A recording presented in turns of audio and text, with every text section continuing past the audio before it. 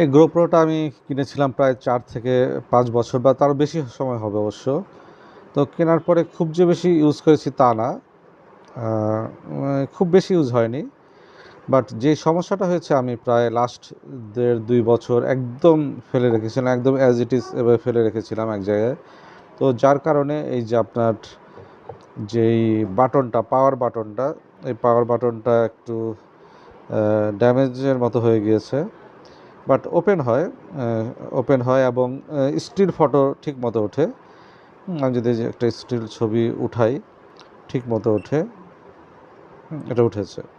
But problem হচ্ছে আমি যদি ভিডিও করতে যাই, হ্যাঁ, তখন সেটা আর ভিডিওটা হয় না, ভিডিওটা নেয় না। এই যে ভিডিওটা ক্লিক করলেই যে স্টিল ফ্রিজ হয়ে আছে। তো যাই হোক এটা এখন ঠিক করতে হবে।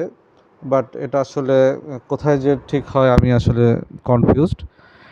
তো বা আদৌ ঠিক হবে কি না চিন্তা করছি বসুন্ধরা সিটিতে নিয়ে যাব। তারপরেও যদি আপনাদের কারো যে চেনা জানা থাকে যে কোথায় অ্যাকচুয়ালি ঠিক করে, তাহলে আমাকে জানাবেন। আমি সেখানে নিয়ে যাওয়ার চেষ্টা করব।